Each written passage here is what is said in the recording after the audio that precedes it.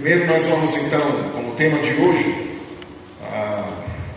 a manifestação do amor de Deus e a incredulidade e rejeição dos homens. Então esse vai ser o tema que a gente vai trabalhar, e mais uma vez também tratando sobre João Batista, como mais uma vez testemunhando acerca de Cristo, mais uma vez autenticando o seu testemunho acerca de Cristo. Então, a manifestação do amor de Deus e a incredulidade e a rejeição dos homens. Então nós temos aqui, de um lado, a grandeza do amor de Deus sendo manifesta, e temos do outro lado a cegueira, a incredulidade e a rebelião do homem, desprezando, rejeitando esse amor grandioso. E aí, ao final, nós temos então, vamos lidar e aprender com outro testemunho que João Batista dá acerca de Jesus Cristo, por causa de um pequeno conflito que aconteceu. Daquela vez as autoridades mandaram perguntar, e agora acontece um conflito entre os seus discípulos, e João Batista então testemunha outra vez de Cristo. Em primeiro lugar, nós vamos ver que como é manifestado o amor de Deus aos homens, a manifestação do amor de Deus. Em primeiro lugar, a gente vai ver que ela é manifestada em enviar Deus, o seu Filho, a pecadores. Então, João 3,16 ao 21, a gente já leu, e ele diz, nós vamos trabalhar. Porque Deus amou ao mundo de tal maneira que deu o seu Filho unigênito, para que todo que nele crê não pereça, mas tenha a vida eterna. Porquanto Deus enviou seu Filho ao mundo, não para que julgasse o mundo, mas para que o mundo fosse salvo por ele. Quem nele crê não é julgado. O que não crê já está julgado, porquanto não crê no nome do unigênito Filho de Deus. O julgamento é este, que a luz veio ao mundo e os homens amaram mais as trevas do que a luz, porque as suas obras eram más.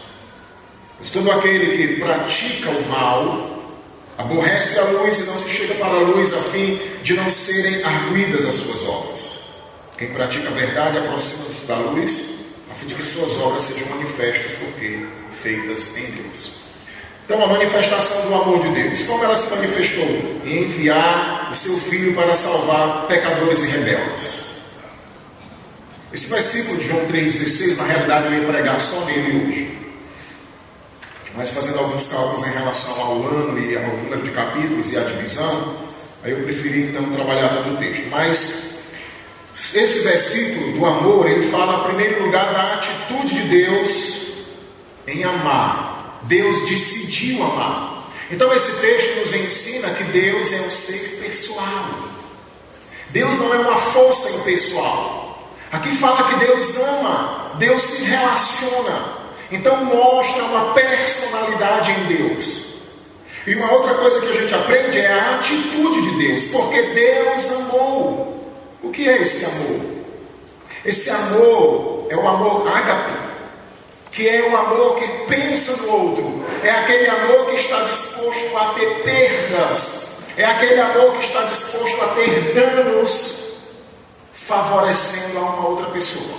Esse tipo de amor é um amor-ação. Geralmente os casais dizem, eu amo você, o casal de namorado diz, eu amo você, conheci você semana passada, eu amo você demais. Mas isso não é amor ainda. O amor vai crescendo com o tempo.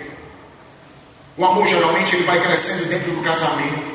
Isso ainda é paixão, é aquela atração física, aquela química. O amor que é falado aqui é aquele onde a pessoa vê o bem do outro, busca o bem do outro, é ação. Em Romanos 5,8 o apóstolo Paulo diz, mas Deus prova o seu próprio amor. No 7 ele diz, dificilmente alguém poderia se arriscar a morrer pelo justo. Porque quem sabe, pelo justo, alguém poderia ainda dar a sua vida. Mas Deus prova o seu amor pelo fato de ter Cristo morrido por nós, sendo nós ainda pecadores. Então o amor é ação. Sempre que a Bíblia usa a expressão amor para Deus, envolve alguma ação. Observa. Romanos 5,8. Deus prova o seu amor no fato de ter enviado o seu Filho. Ele enviou. 1 João 3,1. Vede quão grande amor nos tem concedido o Pai a ponto de nos fazer seus filhos, a ponto de nos chamar seus filhos, e somos de fato filhos de Deus, e ainda não se manifestou o que haveremos de ser. Então você nota que amor envolveu Deus tornar pecadores seus filhos. Ação novamente. Sempre que você ouve a palavra Deus, porque Deus amou ao mundo, fez o quê? Deu. Toda a vida que a Bíblia usa a expressão de amor para Deus, envolve ação. Não é apenas aquele sentimento subjetivo que tem aqui dentro, é atitude. Então nós temos aqui um Deus que se relaciona e um Deus que ama, querer o bem do outro. 1 João 4,9, nisto se manifestou o amor de Deus, como? Em haver Deus enviado o seu Filho unigênito ao mundo para vivermos por meio dele. Ação.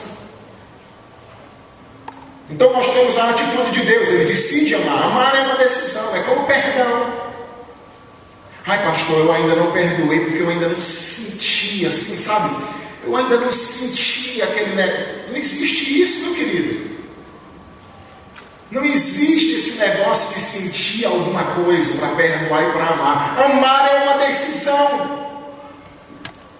Eu posso nem gostar da pessoa, eu posso nem ter um bom relacionamento com ela, mas eu tenho que amá-la, servi-la, ajudá-la. Se o teu inimigo tiver fome, dá-lhe de comer, se tiver sede, dá-lhe de beber, porque fazendo isso amontoarás brasas vivas sobre a sua cabeça. É atitude.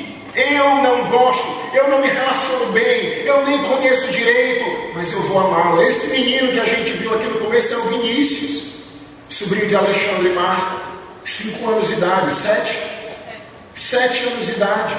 Nunca vi esse menino. A igreja nunca viu esse menino, mas a igreja está orando por esse menino. Tem gente derramando lágrimas por esse menino. Isso é amor.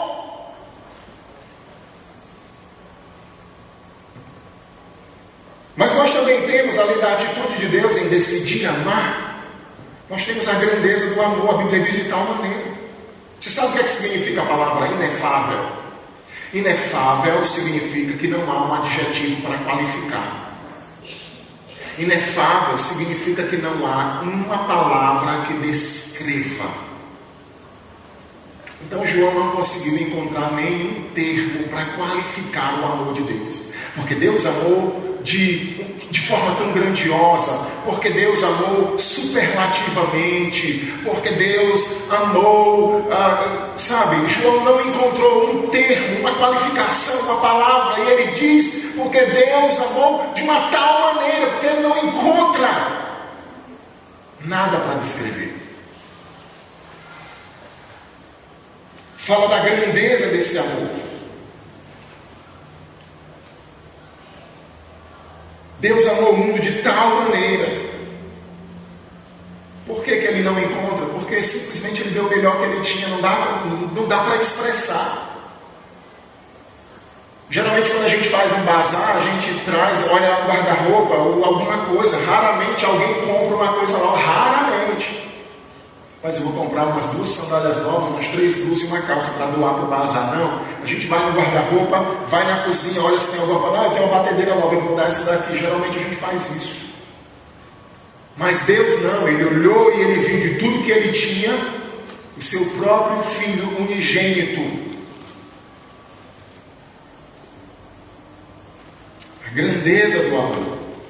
A atitude de Deus, ele decidiu amar, a grandeza desse amor, de tal maneira, o alvo desse amor, o mundo. E quando a gente vê o que é o alvo desse amor, o impacto é ainda maior. Porque quando a gente olha a quem foi dirigido o amor, esse amor é mais realçado ainda. Quem é o mundo? Existem vários termos para mundo na Bíblia. Mundo pode ser o planeta Terra, mundo pode ser um planeta habitado, o termo grego pode ser um planeta habitado.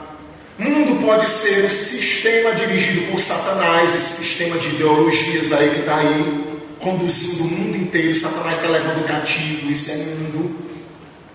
Mas também mundo pode ser as pessoas.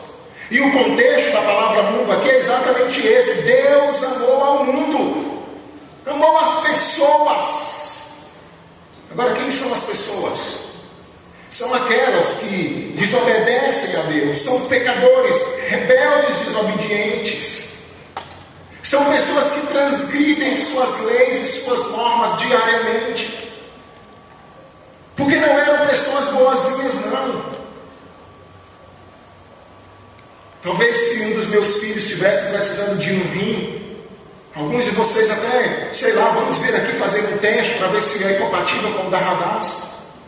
Mas talvez um cara lá no Torão, um bandido lá estivesse precisando de um rim, alguns de nós iríamos pensar, vou nada, um cara desse bebeu a vida toda, estragou o fígado, estragou o rim, eu vou lá tirar um fígado meu, um rim meu aqui para fazer transplante de nada.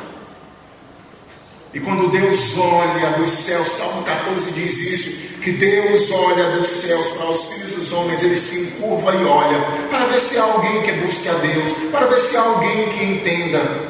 Não há quem busque a Deus, não há quem entenda. Como amar gente desse tipo? É uma decisão. É uma decisão. Dificilmente alguém morreria por um chucho, mas Deus prova o seu amor em enviar o seu Filho para morrer por pecadores. Pecadores. Você quer entender o que é isso? Você lembra ainda? Porque às vezes tem coisas que a gente perdoa, mas não esquece, porque perdão não significa esquecimento. Perdão é decisão. Olha, eu lembro, está aqui, a ferida está aberta, sofri o dano, fui humilhado, mas eu te perdoo. Significa que eu vou botar essa situação de lado, não vou apagar, vou botar de lado e vou continuar o mesmo relacionamento com você, sem que isso interfira no nosso relacionamento. Mas você deve lembrar de alguém que não gostava de você, ou de alguém que já fez mal a você, de alguém que já tentou derrubar você, de alguém que quando você tinha um namorado ou uma namorada, que pode ser a sua esposa, seu marido ou não, tomou de você. Alguém que você confiava intimamente e traiu você. Alguém que você sabe que hoje quer derrubar você. Aí você pega o seu filho e dá para ele. O filho dele está precisando de um órgão, de um rim, você tira do seu filho para dar para ele. Não é fácil. E sabe, para mim, particularmente, o que realça ainda mais é que Deus poderia matar toda a raça humana, acabar com a raça toda e criar uma raça nova. Porque Ele podia fazer isso. Claro, antes de fazer qualquer promessa. Porque depois que Ele faz uma promessa, Deus não volta atrás da sua palavra. Ele cobra isso de nós e Ele não pode fazer isso. Mas lá no começo, Deus poderia destruir a raça humana e estabelecer uma raça nova. Mas Ele não faz. Por que Ele não faz? Porque Ele queria você e a mim. E estava disposto a pagar o preço por isso. O propósito desse amor, para que todo que nele crê não pereça, mas tenha vida eterna. E aqui nós temos dois destinos, duas eternidades. O propósito de Deus é enviar seu Filho para que quem nele crê não pereça, perecer, ser destruído, ser aniquilado, acabar. Biblicamente falando, teologicamente falando, não ser destinado ao lago de fogo eterno. Porque esse é o destino. Mas Jesus foi enviado exatamente para isso, para que quem nele crê não pereça eternamente no lago de fogo eterno. Hoje nós estudamos aqui.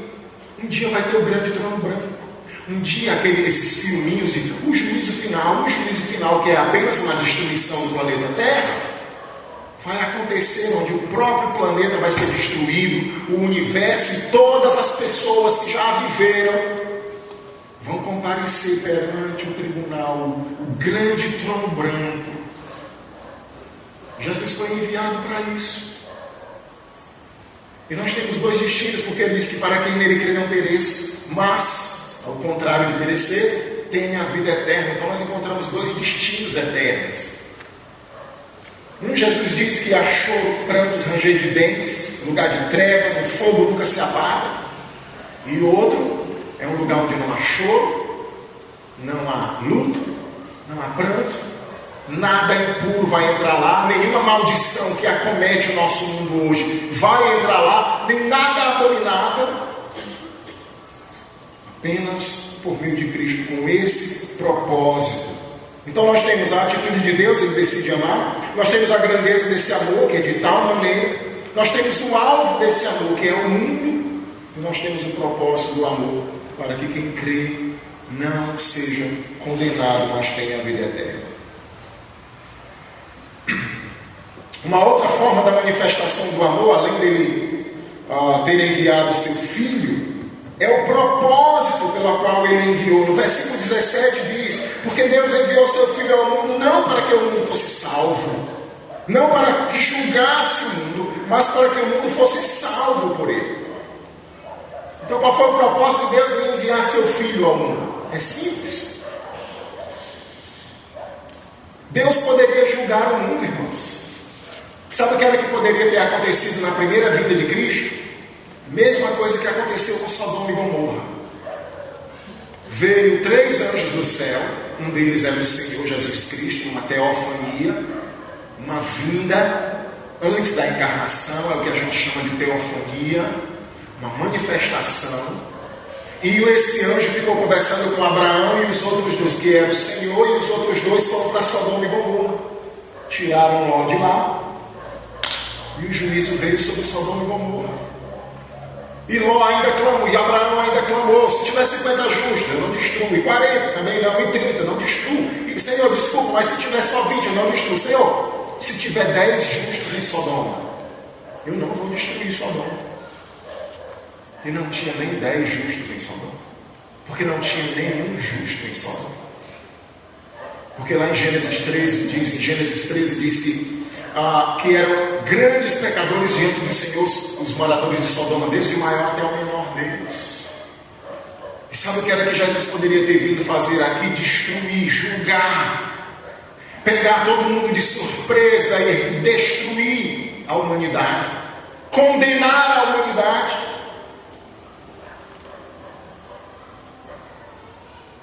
Nós somos pecadores. O nosso pecado ofende a Deus, transgride suas leis, nós desprezamos a sua palavra, negligenciamos sua vontade, nos rebelamos contra o seu ser, o trocamos por ídolos, não o amamos como ele merece. E ele ainda assim enviou o seu Filho para salvar. Ele tinha que morrer numa cruz para nos resgatar da maldição do pecado e levar a nossa condenação. Isso é amor.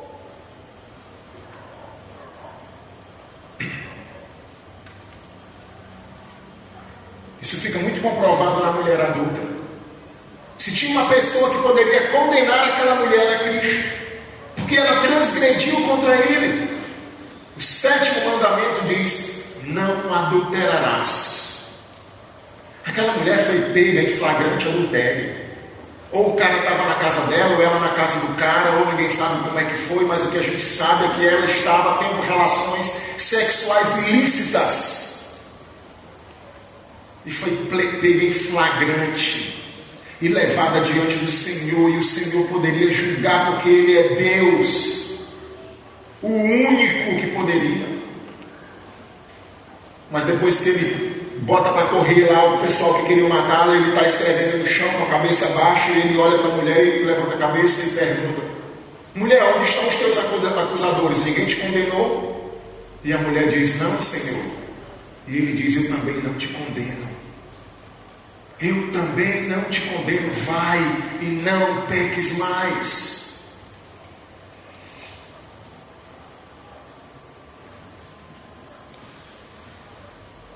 Eu queria dizer uma coisa, não sei se tem alguém aqui que não é crente ainda, mas se tiver, eu quero que você entenda uma coisa: só há 2 formas de você encontrar-se com Cristo. Só há 2 formas básicas de você se relacionar com Cristo. A primeira delas é como Senhor e Salvador. Você se relacionar com Cristo como Salvador da tua vida. É você entender que Ele veio a esse mundo não para julgar você. As pessoas interpretam muito de forma errada. Esse pessoal aí desses programas diz: eu posei nua na revista fulano e tal, e botaram muitas críticas. Ora, nem Jesus julgou. Jesus disse para a mulher: vai, porque eu não te condeno, vai em paz, eu também não vou condenar você. Quem esse pessoal pensa que é para ficar me condenando? Interpretação errada, fora de contexto.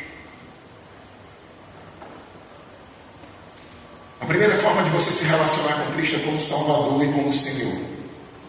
Você entender que Ele é o único que pode salvar. Ele não veio para condenar. Na primeira vez que Jesus veio, Ele veio a esse mundo como Salvador. Ele veio para cá, não veio com nenhum livro, não veio com nenhum registro de pecados, porque Ele veio apenas com o objetivo de ir à cruz.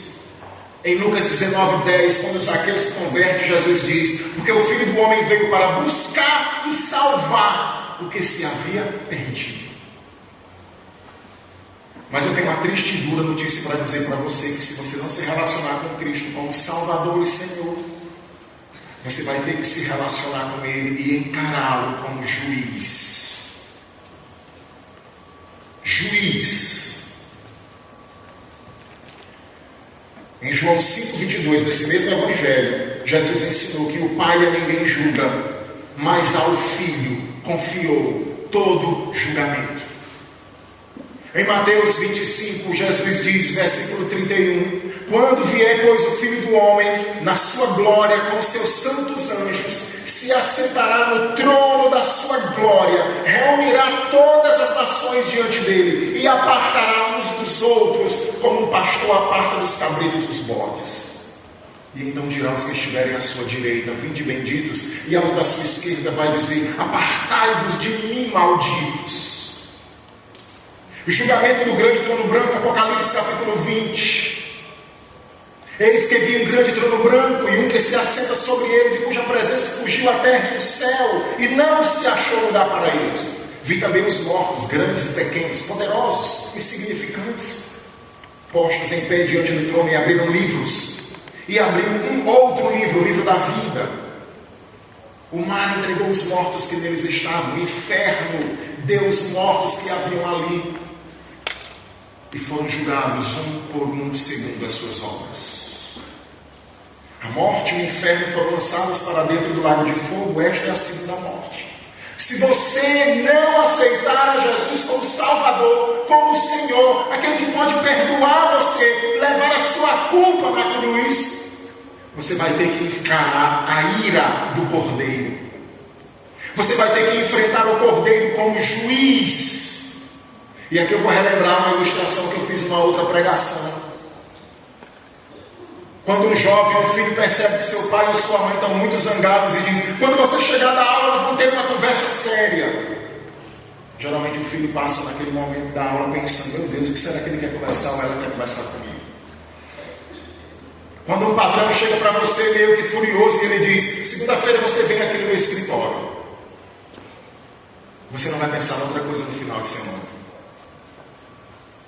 Quando você tem uma entrevista com uma psicóloga lá no emprego, lá para fazer uma entrevista, saber se você vai conseguir trabalhar naquela empresa, tem gente que se treme nas bases todo dia e fica com a suadeira fria, porque vai enfrentar uma psicóloga sentada numa cadeira que vai fazer uma série de perguntas. Ela não vai bater em você, ela não vai aprisionar você, ela não vai fazer nada, mas você se treme todinho.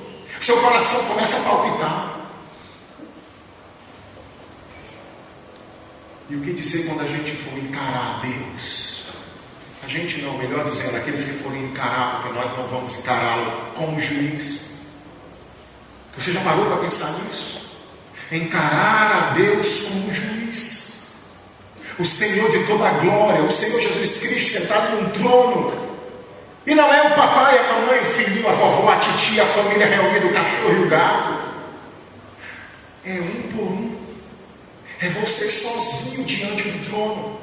O livro da sua vida aberto, registrado todos os seus pecados, pensamentos, pecados ocultos, tudo. Deus enviou o seu Filho ao mundo não para julgar, da primeira vez. Ele não julgou ninguém, não condenou ninguém ali. O cara deu um bocado de soco no rosto dele, pegou a coroa de espinho, colocou na cabeça dele, pegou um manto, colocou na cabeça, pegou um pau, bateu na cabeça dele um bocado de vezes, tirou o pano e zombando da cara dele disse: profetiza, mestre. Diga, mestre, quem te bateu? Qual de nós que estamos aqui bateu em ti, mestre? Jesus poderia olhar bem no fundo dos olhos deles e dizer: eu sei que foi você. Ou dizer para o outro que tivesse batido: eu sei que foi aquele camarada ali e você está zombando comigo. Você vai viver um dia sentado no trono do meu Pai e você vai se arrepender amargamente do que você está fazendo agora.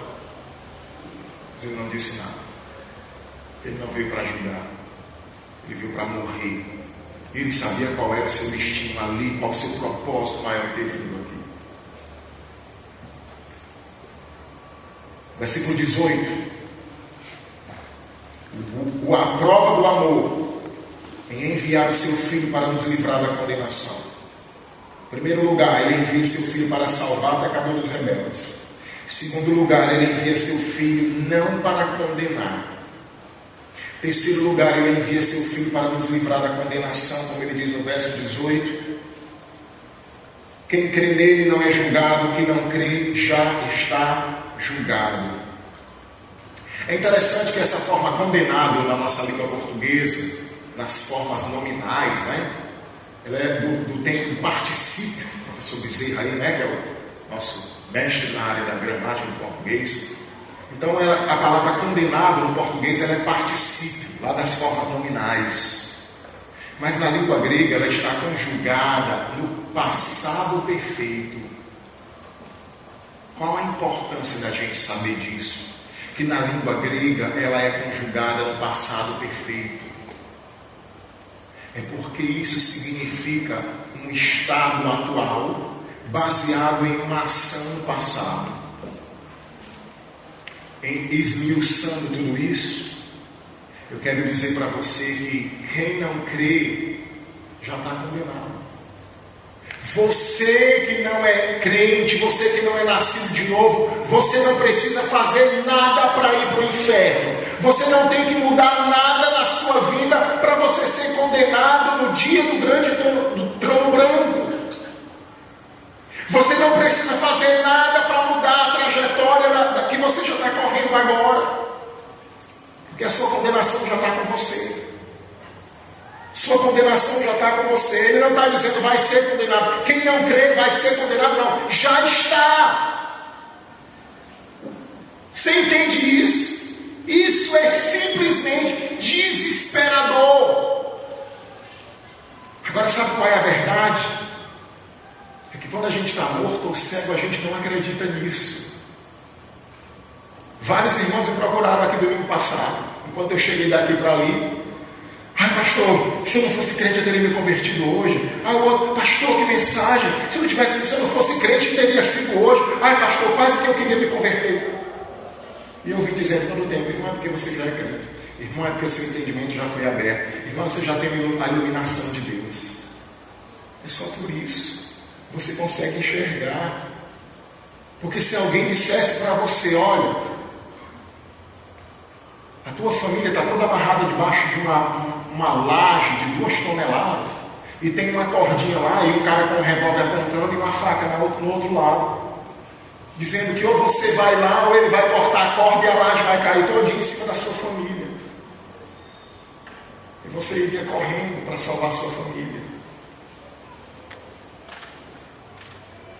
Mas se eu digo, e a Bíblia está dizendo aqui, que você que não é crente, que não é convertido, nascido de Deus, a condenação já está sobre você. Era para todos nós sairmos daqui correndo, desesperado, buscando a fórmula para poder tirar essa condenação de nós. Em Romanos 5,18, o apóstolo Paulo diz: assim como por uma só ofensa de Adão veio o juízo de Deus sobre todos os homens para condenação. O juízo de Deus está sobre todos, menos sobre aqueles que estão em Cristo. Romanos 8,1. Portanto, agora nenhuma condenação há para os que estão em Cristo Jesus.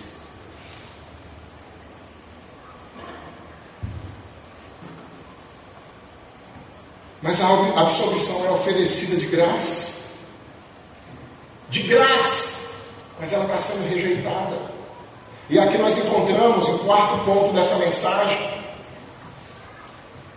O maior pecado do homem. O maior pecado do homem.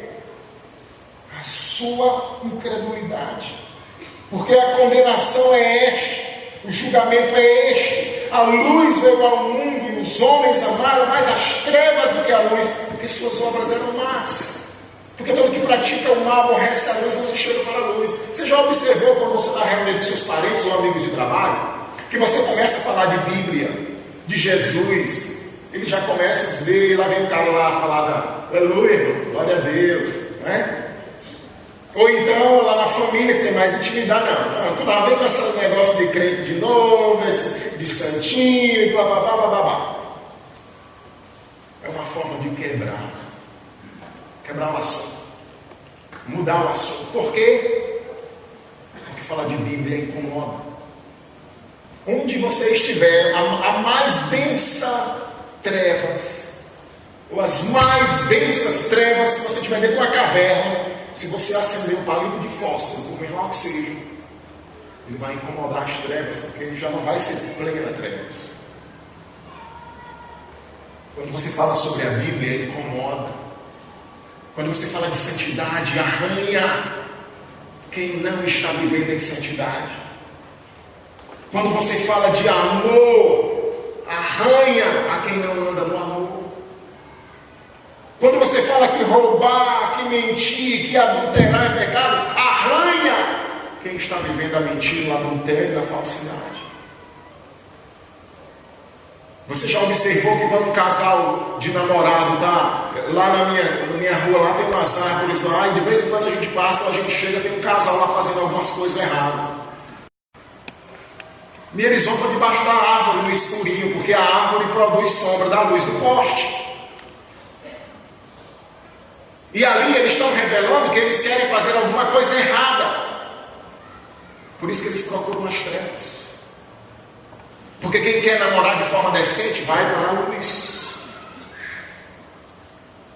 Quando um cara vai assaltar, quando ele quer fazer alguma coisa errada, ele tem que se esconder atrás do capacete ou procurar um lugar escuro para ele poder assaltar, para não ser identificado, para que a luz não manifeste quem ele é de verdade.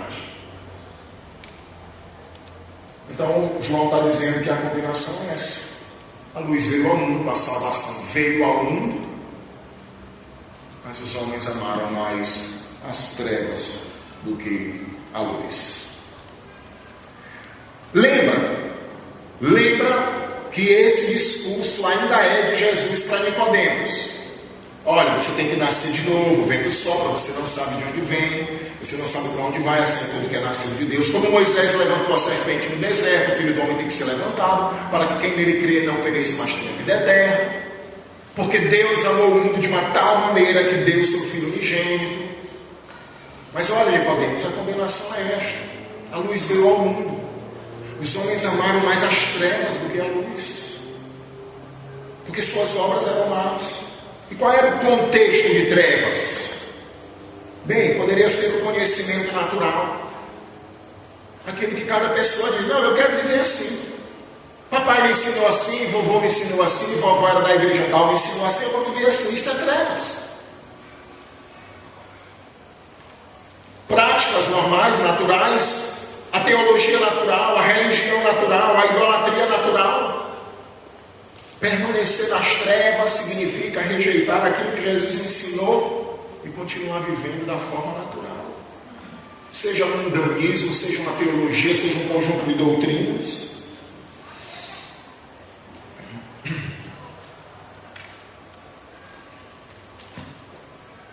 A combinação é esta. Pensa só nessa ilustração aqui. Que desprezo em alto grau. Você precisa de um rim, eu faço um exame, a gente percebe que somos compatíveis. Eu vou me submeter a uma cirurgia para tirar um dos meus rins. Porque uma pessoa pode sobreviver só com um rim. Então eu decido, eu vou ficar só com um rim. Limitar em algumas coisas, mas vou doar um dos meus rins para você. E aí vou para a mesa de cirurgia, faço a cirurgia, anestesia geral, tiro o rim, vou passar por todo aquele processo. Aquele rim é mandado para uma pessoa lá em São Paulo, um grande amigo que estava precisando. Depois de uns 5 meses, eu estou bem, o cara aparece aqui, vem agradecer. E aí ele disse para mim: olha, pastor Léo, eu vim agradecer, só que tem um problema. Eu agradeço muito a tua atitude, o teu gesto, mas o médico descobriu que eu não precisava, não. E ficou guardado ali durante um tempo, não prestou mais para ser dado para ninguém, a gente teve que jogar no lixo. Rapaz, de matar, né? Um negócio desse, um desprezo, uma coisa tão importante. Agora isso não é nada comparado a Deus enviar o seu próprio Filho a esse mundo. Ele abriu mão de toda a sua glória, do seu reino. Só Jesus ter pisado aqui nesse mundo, num corpo, o Criador se limitar ao estado físico de uma criatura, isso já é humilhante.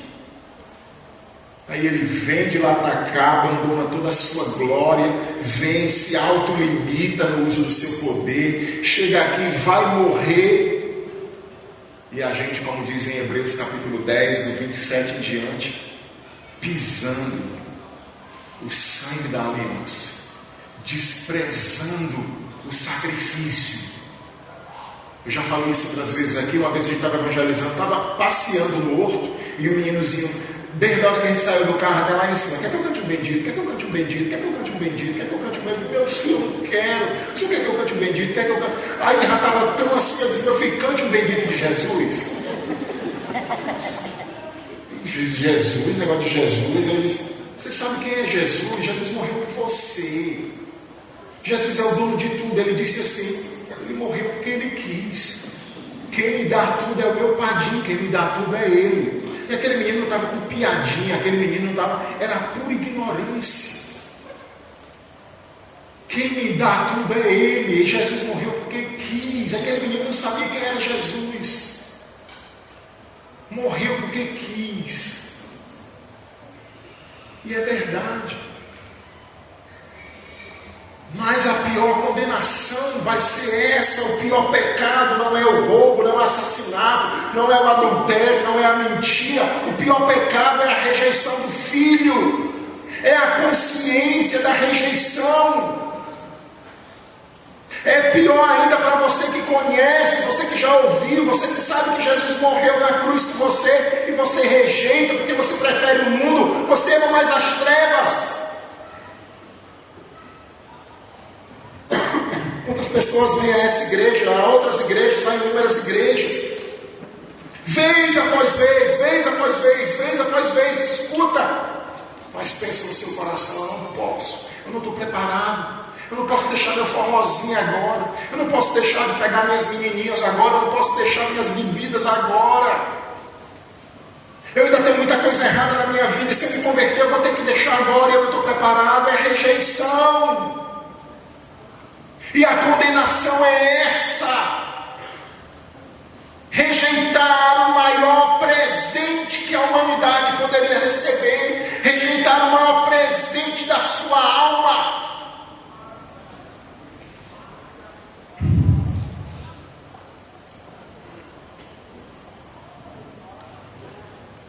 E por último, João Batista dá uma outra vez um testemunho acerca de Jesus Cristo e reconhece novamente seu papel e sua missão. Então nós encontramos aqui, depois disto, foi Jesus com seus discípulos para a terra da Judéia. Ele já saiu da Galiléia, foi para Jerusalém, agora está na região da Judéia. João estava também batizando em Enom, perto de Salim, porque ali havia muitas águas, e para lá que corria o povo e era batizado, pois João ainda não tinha sido encarcerado. E entre o discípulo de João e os judeus se tornou uma contenda com respeito à purificação. E foram ter com João e disseram: mestre, aquele que estava contigo ali no Jordão, do qual tens dado testemunho, está batizando. Ora, todos estão indo ao encontro dele. Respondeu João: o homem, meu querido, não pode receber a coisa alguma se do céu não lhe for dado. Vós mesmos sois testemunhas do que eu vos disse, eu não sou o Cristo, mas eu fui enviado como seu precursor.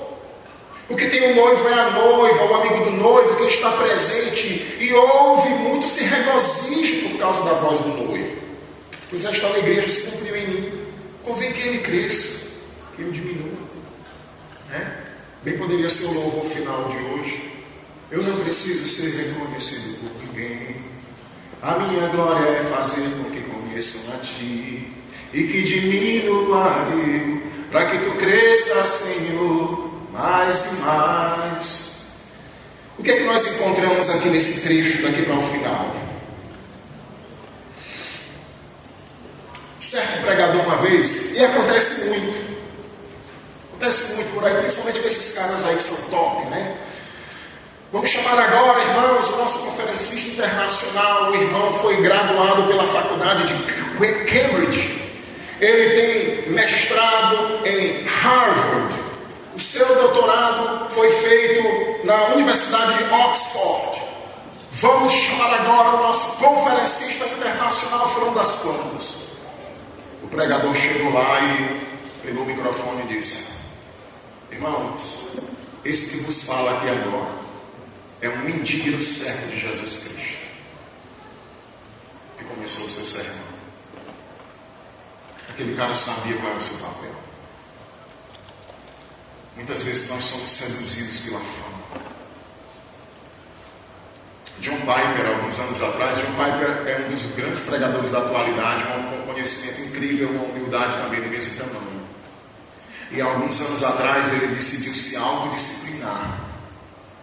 Esse ano eu diminuí o número de conferências. Ele disse que eu só ia sair 2 vezes da igreja, para me dedicar mais ao meu fortalecimento, para poder ter mais tempo para Deus, aquele tempo todo de estudo para conferência, praticamente quase todo mês. Dedicar mais tempo de estudo investido na igreja e na minha vida espiritual. E o John Piper, alguns anos atrás, ele fez isso. E ele chegou ao ponto de passar 6 meses se autodisciplinando. Ele disse que não ia preparar um sermão, não ia dar conferência, não ia dar uma reportagem, não ia gravar um vídeo. E deixa eu ver se eu acho aqui eu já deixei aqui no ponto gravado. Só para lhe mostrar a frase que ele mesmo disse. Por outro lado, eu vi algumas manifestações de orgulho na minha alma, que ainda que não tenha chegado ao nível de me desqualificar para o ministério, entristecem-me profundamente e têm cobrado um alto preço na minha relação com minha esposa e outros que são muito queridos para mim. Como posso me desculpar com vocês? Então o cara estava chegando num top tão grande, dando conferência no mundo todo, sendo chamado, uma agenda lotada. Ele começou a sentir. Você sabe, né? Você conhece alguém chamado de Paulo de Tarso? Ele ouviu palavras que não eram lícitas de se falar aqui. Ele foi ao terceiro céu. Ele escreveu quase o Novo Testamento todo. Mais da metade do Novo Testamento, 13 cartas, de 27, é quase metade. E sabe o que ele disse? Para que eu não me ensoberbecesse, por causa das excelências das revelações, foi-me dado um espinho na carne, a fim de me esbofetear, para eu não me ensoberbecer. 3 vezes orei ao Senhor para que Ele o afastasse de mim. E o Senhor me disse: a minha graça te basta, porque o meu poder se aperfeiçoa na fraqueza. Você entende o perigo da soberba? Você entende aqui como João Batista foi fiel ao seu ministério? Uma divisão, 2 homens batizando ao mesmo tempo, 2 ministérios. João batizando, os discípulos de Jesus batizando, bem próximo. E mais uma vez João foi submetido. Está lá um judeu conversando com os discípulos de João, e talvez o questionamento era sobre a purificação. Bem, mas olha, a purificação do judeu, você sabe, a gente tem que se purificar ao lavar as mãos, tomar um banho antes da adoração. Não, mas olha, com a gente é só uma vez. João batiza para o arrependimento e está feio. Não, mas está errado, porque nós judeus, a lei, o Talmud ensina assim, o Midrash ensina que é dessa forma. E vamos perguntar a João. Pois vamos perguntar a João. E chegaram lá para João e a conversa já tomou outro rumo. João, aquele homem lá, aquele que você tem dado testemunho sobre ele, tem dado, ele está batizando, está todo mundo indo para ele. A ideia lá era o quê? Olha, qual é a sua opinião, João, sobre esse homem aí?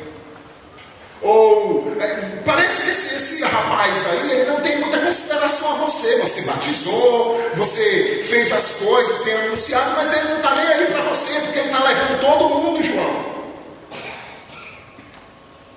E novamente, João não se deixa vencer pela soberba, pelo orgulho.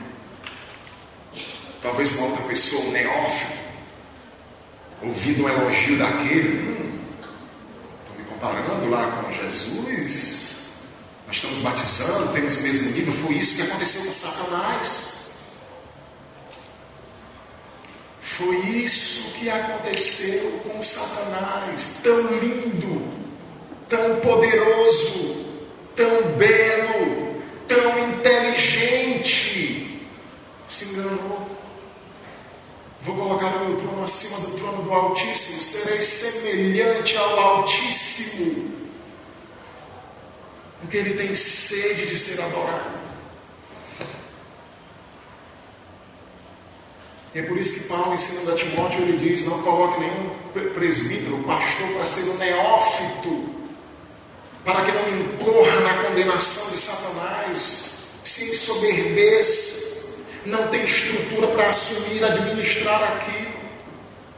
E nós encontramos então aqui, de uma forma, não vou mais ler, já foi feita a leitura no início, mas nós encontramos aqui qual o novo testemunho, ou o mesmo testemunho de João Batista. João Batista então começa dizendo que ele é apenas um amigo do noivo, Jesus é o noivo. Então ele diz: olha, o amigo não dá para chamar a atenção, apesar de que hoje nós encontramos pessoas que vêm para o casamento e querem chamar mais a atenção do que a própria noiva. Tem gente que chega atrasado de propósito para ser o foco dos faróis lá, dos refletores. Mas o que João está dizendo é: não dá. Um amigo do noivo, ele não vai tomar a atenção que é dedicada para o noivo e para a noiva. Ele é o noivo, ele é o dono da igreja, então a igreja está se direcionando para ele. Eu sou o amigo, aquele que prepara, que organiza a festa. Mas o foco, os holofotes não podem estar virados para mim, meus discípulos. É ele que é o noivo. Ele também diz que ele era o precursor, mas Jesus era o definitivo. Eu vim para anunciar o seu ministério, agora é com ele. Então está todo mundo indo para lá, então significa que as coisas estão andando bem. João estava terminando a sua função e Jesus estava apenas começando. Por isso que ele diz: é necessário que ele cresça, que eu diminua. A função de pregador, a função de às vezes você nota nas pessoas, principalmente televisão, esse pessoal que chega lá em cima, que assume televisão, já aconteceu com vários. Vários já caíram por dizerem besteira. Jimmy Swagger, quando estava no seu auge, ele pensou: Deus precisa de mim para ganhar o mundo. Ele caiu naquele mesmo ano. O Caio Fábio era um cara altamente, pode até ser que ele esteja vendo aí na internet, não sei, talvez não veja nunca, mas aquele cara era um monstro de conhecimento, de pregação. Caiu. E hoje fica lá naquela guerra, naquele conflito lá de derrubar um e derrubar outro. Tem um negócio que você não percebe ali, um amor. É um perigo. Deus que me livre de um dia estar indo para a igreja com 5 mil, televisão, reportagem. Deus que me livre de um negócio desse.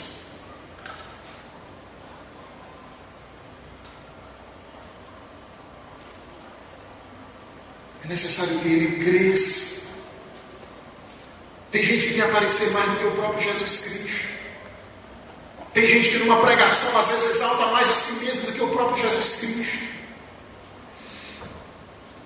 Então João continua dizendo: eu sou terreno, eu sou humano, cheio de limitações, cheio de falhas. Mas ele veio do céu. O que é da terra é terreno, o que veio do céu é celestial. É o Filho.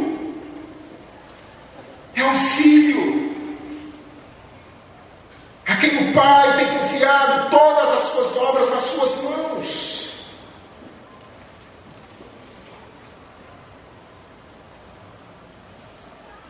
Versículo 35, o Pai ama ao Filho e todas as coisas tem confiado nas suas mãos.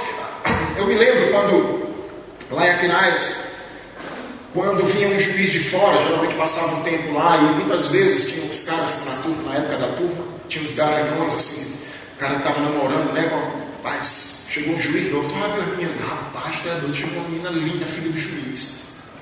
Aí o cara começava, os meninos da turma, né, na época, os caras, rapaz, fulano estava namorando com a filha do juiz, né? A filha do juiz. Ou então, o rapaz o cara está trabalhando numa empresa, está trabalhando do lado de Severino Duarte. O cara é mesmo, assessor do homem. Ou então o fulano e tal é amigo do filho do Bill Gates, que ele nem tem filho, né? Se tivesse. Como é o nome do outro que morreu? Da Apple? Steve Jobs, né? Tem filho Steve Jobs? Steve Jobs? Esses caras não têm tempo para ter filho não, só para criar máquina, né? Então o que eu estou querendo dizer é que às vezes a gente tem uma besteira tão grande com esse negócio de fulano é filho de não sei quem, fulano está namorando com o filho de não sei quem, o dono do shopping Belas Artes em Fortaleza está vindo aqui, está namorando com fulano, estava aqui no Juazeiro do Norte. Essas colunas sociais, o filho de não sei quem está realizando uma... É assim uma coisa. João Batista entendia bem disso. Eu sou terreno, eu sou daqui, cheio de limitações, cheio de falhas. O meu ministério é temporário. Mas ele veio do céu, ele é maior que eu, ele é eterno. Ele é o Filho. Eu sou enviado, eu sou profeta, ele tem me dito, ele me anunciou quem era, ele apontou, ele disse, aquele que você vê descer do Espírito, com certeza ele como profeta, o Senhor havia dito para ele, João, você vai encerrar o seu ministério e ele vai continuar crescendo. E João disse para o seu discípulo, ele tem que crescer. É ele que tem que crescer, é para ele que as multidões precisam afluir. É necessário que ele cresça e que eu diminua. E aí João tinha uma convicção muito boa. O homem não pode receber nada se no céu não lhe for dado. A minha função era de ser o precursor. Pronto, eu já fui, eu anunciei, estou anunciando, estou batizando. Vai chegar o fim do meu ministério. Ele não, ele é o Filho. Ele tem a obra todinha nas suas mãos, ele tem a responsabilidade final. E aí vem algo muito impressionante quando João diz...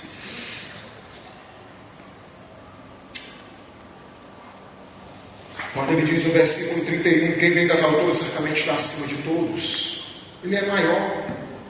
Quem vem da terra é terreno e fala da terra. Quem veio do céu está acima de todos e testifica o que tem visto e ouvido.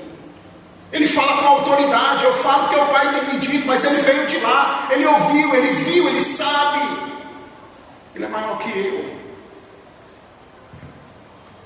Quem todavia lhe aceita o testemunho por sua vez, certifica que Deus é verdadeiro, pois o enviado de Deus fala palavras dele, porque Deus não dá o Espírito por medida.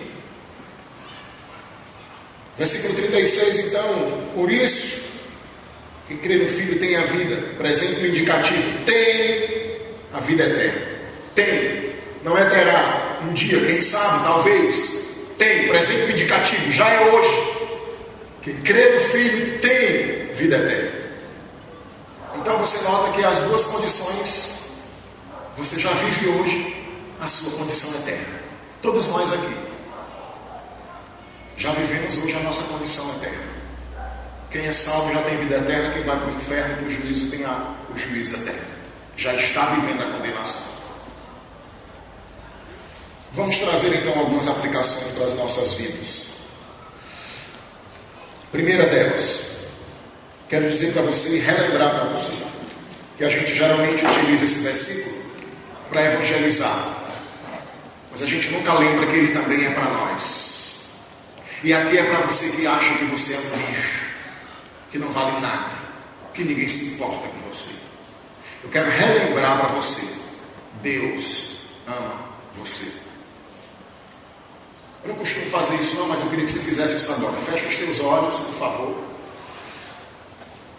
e repita comigo o que eu vou dizer. Você vai dizer assim, ó: Deus me ama.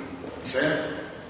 Feche os teus olhos. Pode dizer num tom suave, não precisa gritar. Você vai dizer para você mesmo: Deus me ama. De novo: Deus me ama. Outra vez: Deus me ama. Muito bem. Pode abrir seus olhos. Esse ano, fazendo um devocional lá em Aquiraz, um versículo me chamou a atenção como ele nunca chamou antes. E eu tenho certeza que ele não vai chamar a sua atenção como ele chamou a minha, porque a Bíblia é assim, né? Falou demais, uma palavra e uma frase, não foi nem o versículo todo. Dizia assim, ó, Apocalipse 1:5: E da parte de Jesus Cristo, a fiel testemunha, o primogênito dos mortos, o soberano dos reis da terra, aquele que nos ama e pelo seu sangue nos libertou dos nossos pecados. Essa frasezinha, aquele que nos ama. Rapaz, essa frase mexeu tanto comigo na hora que eu estava lendo, só essa frase. Ela despertou assim, o Espírito Santo tocou. Eu já li isso aqui inúmeras vezes. Mas essa frase aqui, nesse dia, só essa frasezinha, aquele que nos ama, e eu fiquei pensando: meu Deus, Jesus nos ama, Ele me ama, Ele me ama. Em Jeremias 29, lá no livro de Jeremias, Deus diz, porque lá nesse capítulo é o que fala das 70 semanas. Daniel, inclusive, estava lendo esse capítulo. E lá em Jeremias 29, Deus diz assim, ó: quando terminarem os 70 anos, eu vou restaurar vocês de volta à terra. E aí Deus diz uma coisa linda: porque eu é que sei que pensamentos tenho a respeito de vós, pensamentos de paz e não de mal, para vos dar o fim que desejais. Muitas vezes a gente pensa que Deus está com um chicote na mão, só esperando a gente errar a próxima vez. E quando na realidade Ele sabe tudo, Ele sabe quem nós somos, Ele sabe toda. Eu não sei quais são os pecados que eu vou cometer essa semana que vem, mas Deus sabe. Não é surpresa para Deus o que eu vou pecar essa semana, porque antes da fundação do mundo Ele já sabia quais os pecados que eu vou cometer nessa semana que começou hoje. E o que Deus está ensinando aqui, os pensamentos dele em relação a nós não é de destruição, não é de eliminação, não é de miséria, não é de arrebentar você, porque era essa a condição desse povo. Um povo que estava adorando a rainha dos céus, um povo que estava em rebeldia contra Deus, um povo que Deus disse: não vão para o Egito, e o povo foi para o Egito, levou Jeremias à força. E Deus olha para esse povo e diz: eu é que sei que pensamentos tenho a respeito de vocês, pensamentos de bênção, de paz e não de mal. Não importa o que você faça, não importa o que você, como você esteja, não importa em que processo de santificação você se encontre, porque cada um de nós temos um processo individual de santificação.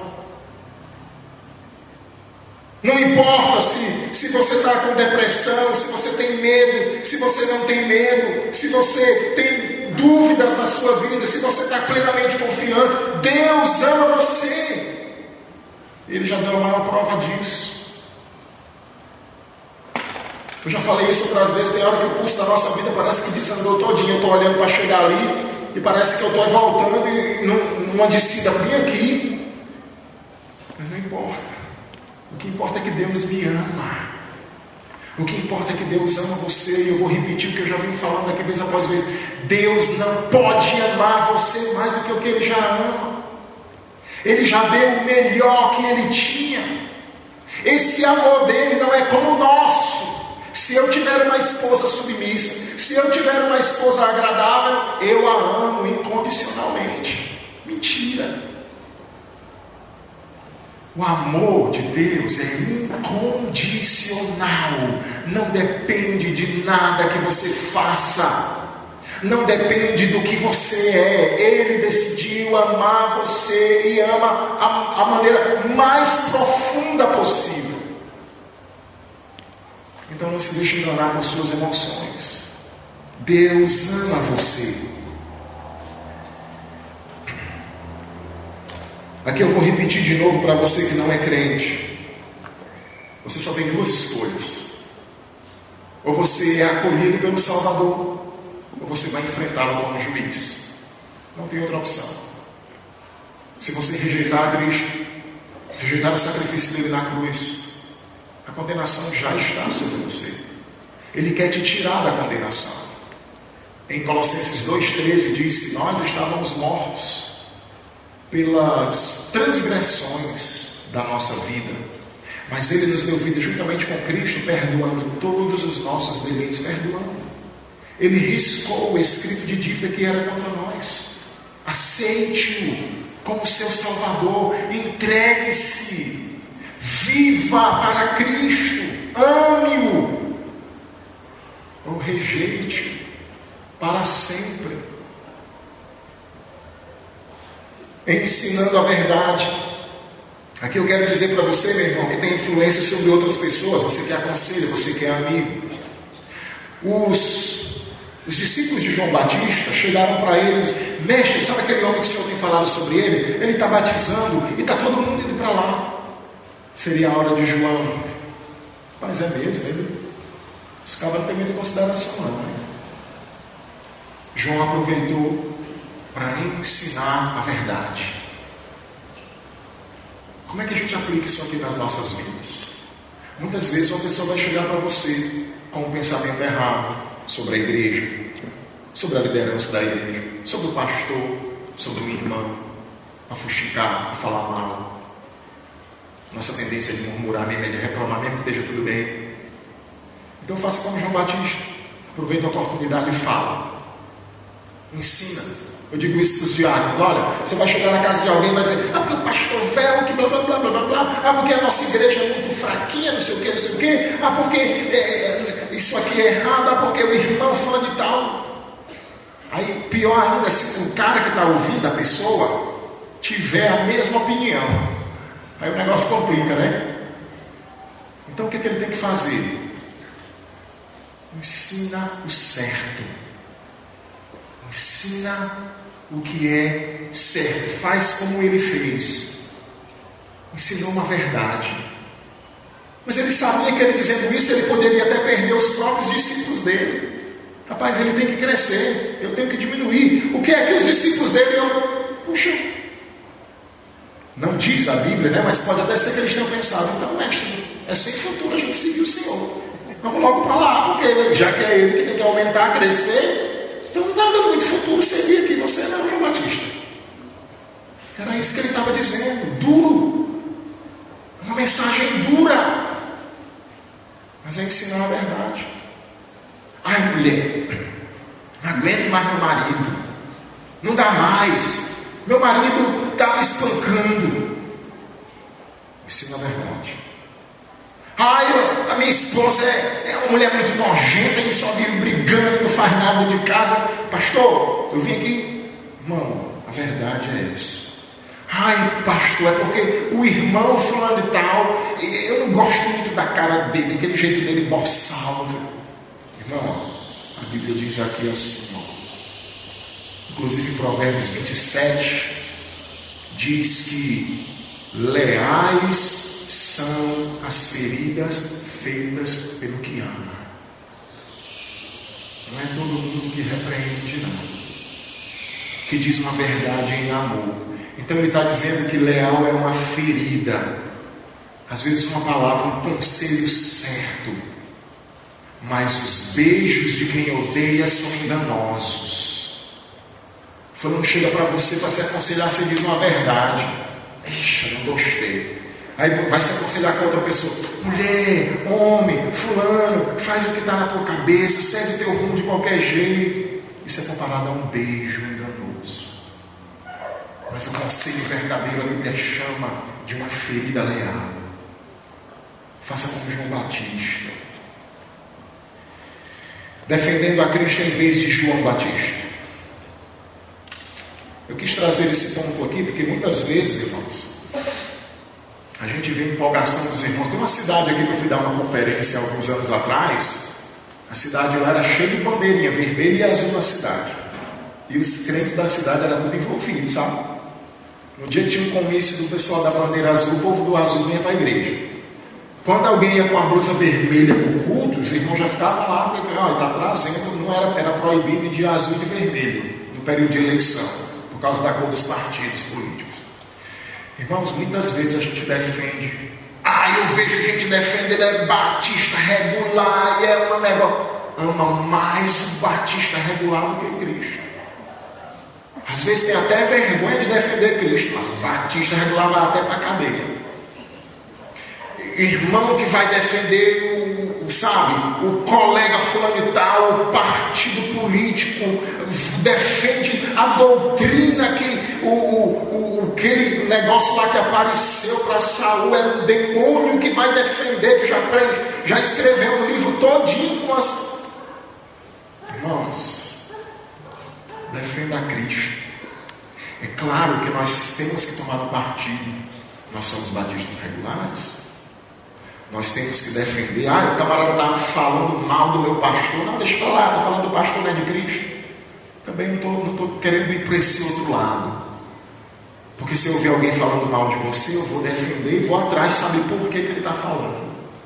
Mas eu estou falando do exagero, do excesso. Eu sei que vocês estão entendendo, porque tem gente que veste mais a camisa de qualquer outra coisa do que a camisa de Cristo.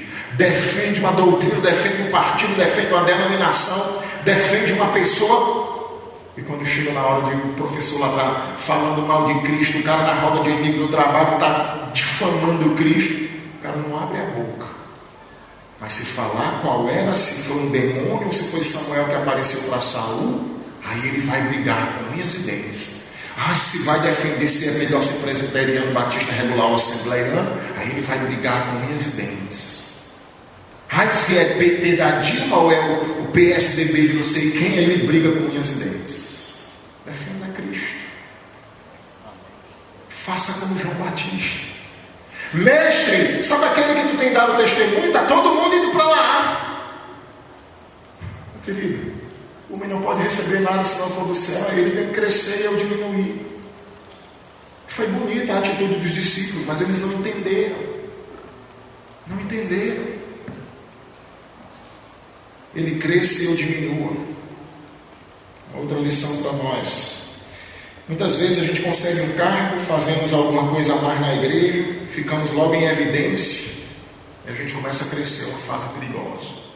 Eu me lembro quando eu comecei a dar conferência. Daqui a pouco o pastor Moza vai começar a ser chamado, ele prega no canto, as pessoas veem, você pastor prega, aí chama.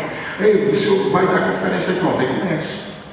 Eu me lembro, fui chamado para dar uma conferência, fui chamado para dar outra, quando foi depois outra. Aí você termina uma conferência e é assim, né? O pregador de casa parece que não tem muito, mas chega o pregador de fora com histórias diferentes, com jeito de pregar, e foi uma benção. O perigo mora aí. Elogios, ascendência, ascensão. O perigo para quem não mora aí. Então a gente tem que ter muito cuidado. Eu já vi muita gente passando por liderança de ministérios nessa igreja, muitas coisas. E eu vejo mudança de comportamento nas pessoas. Não, porque eu sou líder. do ministério tal, e vocês têm que fazer tudo o que eu estou dizendo, e porque eu faço, já sabe. A gente tem que ter muito cuidado com a soberba, porque é para todo mundo, irmão. Não é só para pastor, pregador, John Piper, Jimmy Swagger, é para qualquer um. Você se destacar na sua inteligência, você tiver uma beleza a mais, você tiver uma inteligência um pouquinho a mais, você se destaca numa coisa a mais, você toca bem, a tendência é logo isso. E a gente tem que ter muito cuidado. Tem um provérbio que diz que o homem, assim como o crisol prova a prata e o forno o ouro, assim o homem é provado pelos louvores que recebe. Como na semana passada, irmão Cheiro, pastor, foi uma bênção a pregação, se não tivesse... Senhor, eu agradeço, eu elogio, mas aqui rapidinho na hora, o Senhor, eu sei que aqui dessa cabecinha não sai nada, se não for com o joelho no chão, lágrimas, súplicas. Senhor, mais um domingo chegou, aquele povo está com fome, com sede, o que é que eu vou levar para ele? O que é que tu queres? Me capacite. E muitas vezes ele me humilha para fazer reconhecer que eu não sei nada. E às vezes chega no sábado à noite e eu digo, Deus, eu não tenho nada. Passei a semana lendo, estudando, pedindo, e eu não sei nada. Pega para você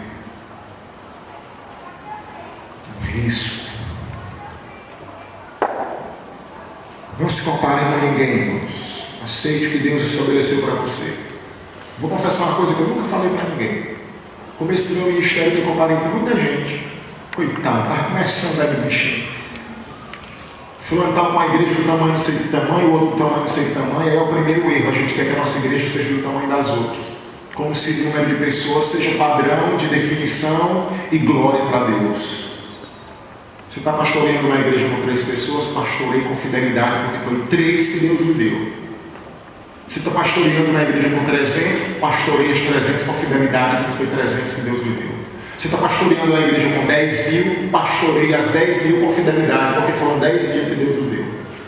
Então era muito, como também sou ainda, a gente vai aprendendo, mas eu era muito mais imaturo, muito mais inexperiente. E ficava comparando o ministério com o dia das pessoas, porque fulano é isso, porque fulano é aquilo. Isso é uma besteira, irmãos. Vamos aprender com João Batista. Ele sabia, o homem não pode ter nada se do céu não lhe for dado.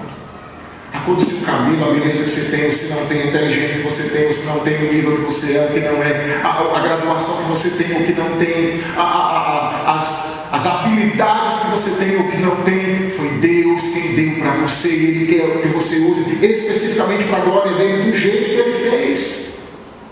Então pare de ficar se comparando com o meu, sabe, ingenuamente, imaturamente fiz algumas vezes. Sofre, a gente sofre.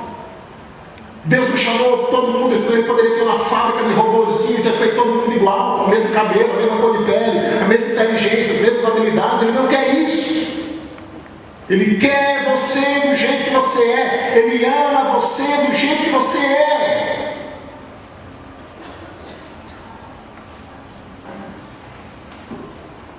Seu nível intelectual, sua beleza, sua condição financeira, seu tamanho, o tamanho de ministério, seja o que for. Agora, isso não é incentivo para a preguiça. Ah, mas tem gente ali que é mais inteligente do que eu. Não importa, foi Deus que deu para ele. Lá em 1 Coríntios capítulo 4,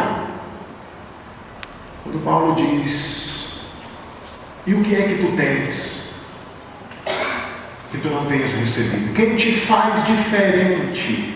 E o que é que tu tens que tu não tenhas recebido?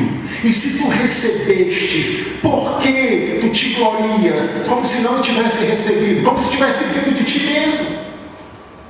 Não fique se comparando com ninguém. Cada um tem uma função, uma qualidade que Deus quis dar. João Batista sabia disso, meu querido. Ele tem que crescer ou diminuir.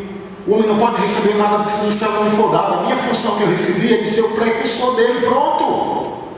Ele é o atual, Ele que vai crescer, Ele que vem do céu, Ele que é Filho de Deus. Bom, entenda, você tem o que Deus quer que você tenha. Sua condição financeira é a que Deus deu para você. E por último, nós já vivemos a nossa condição eterna hoje. Só que tem uma coisa: o salvo não pode mudar mais a condição da sua eternidade. Quem é salvo não pode dizer: Deus, eu não quero mais ser salvo, eu mando para o inferno, não quero mais esse negócio de eleição, de escolha, eu não quero ir para o céu, eu não quero. Não dá para mudar isso. Agora você que ainda tem a condenação sobre você, pela graça, você pode mudar isso. Se você crer em Jesus Cristo, se você confiar em Jesus Cristo, porque foi para isso que Ele veio, para te tirar a condenação. Mas se você continuar na incredulidade, na desobediência, você já está condenado. E aí não vai mudar nada no seu estado eterno.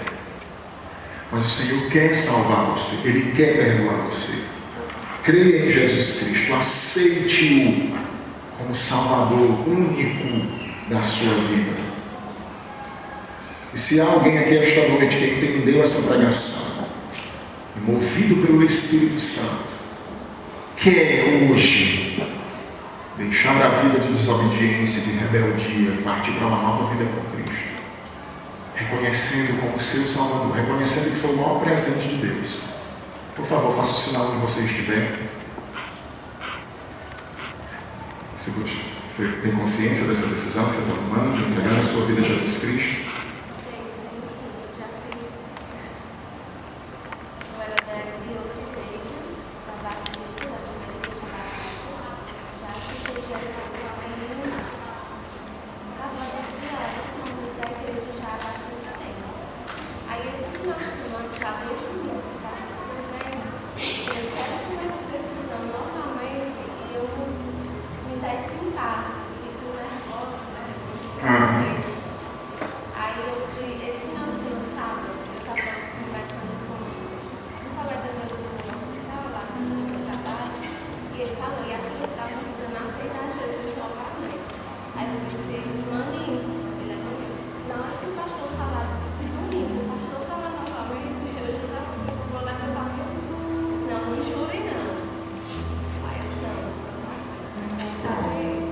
Eu só quero dizer para você uma coisa, assim, essa decisão que você toma, que eu espero que essa seja a definitiva.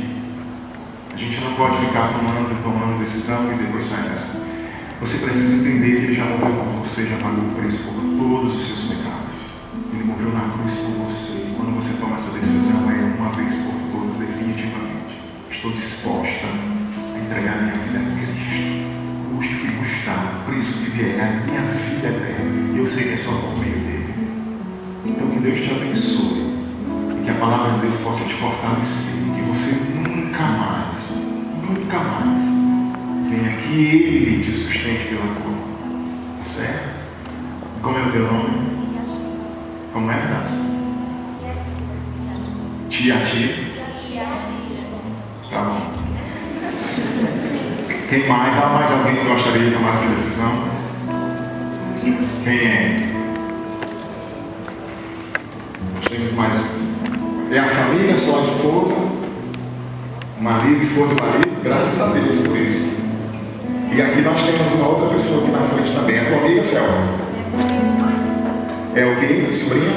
De marido? Graças a Deus por isso. Quero dizer para vocês assim. A Bíblia diz que há alegria no céu. Preste bem atenção. Há uma grande alegria no céu por um pecador que se arrepende. Um pecador. Vocês têm ideia da alegria que está acontecendo nesse momento agora? O mais importante de toda a vida de vocês. Hoje se confirmou uma decisão que já aconteceu antes da fundação do mundo. A chamada de Deus na vida de vocês. Que Deus possa abençoar a vida de vocês. Cadê Vitória? Vitória, depois você tem algumas pessoas aí. Vocês podem procurar aquela gravidíssima ali, ó. Aquela jovem senhora. Por favor, procurem ela, porque ela é a pessoa responsável para ajudar, para direcionar, para explicar a decisão que vocês tomarem, para direcionar um estudo para fortalecimento de vocês, tá bom? Vamos orar então e vamos ter o louvor final. Pai querido, muito obrigado. Muito obrigado, Senhor, pela salvação que deu a esta casa hoje. Obrigado pela tua palavra. Deus, obrigado pelo teu amor, Senhor. Obrigado pelo teu amor incondicional. Deus, tu nos amas. O Senhor poderia nos condenar, o Senhor poderia nos exterminar, o Senhor poderia nos matar, o Senhor poderia nos condenar. Mas o Senhor decidiu nos amar, agir com misericórdia. Nos ajuda, Senhor, a entender isso. Entendendo isso, nós vamos te amar muito mais. Te amar muito mais. Aplica essa palavra, que nós possamos ficar meditando. O Senhor nos ama, o Senhor nos ama, o Senhor me ama.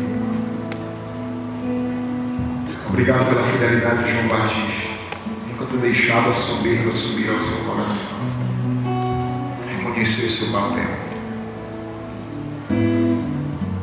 Nos ajuda a aprender cada dia mais, Senhor, com este Evangelho, com este livro, no nome de Jesus. Eu quero te pedir, Paizinho, pela vida dessas pessoas que tomaram decisão, que o Senhor as ajude, que o Senhor, o coração delas como já bem operado, que o Senhor fortaleça, para que eles possam viver essa nova caminhada contigo. Eu entrego em tuas mãos, no nome de Jesus. Amém.